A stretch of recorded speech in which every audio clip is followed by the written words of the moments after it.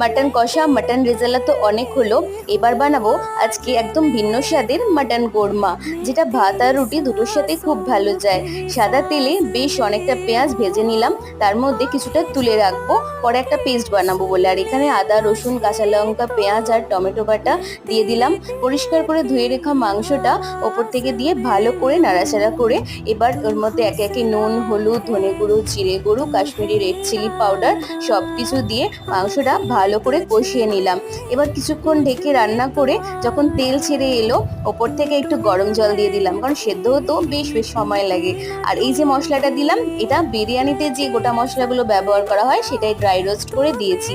আর আরেকটা পেস্ট বানাবো, এটার মধ্যে ছিল টক দই, কাজু বাদাম আর পেঁয়াজ ভাজা।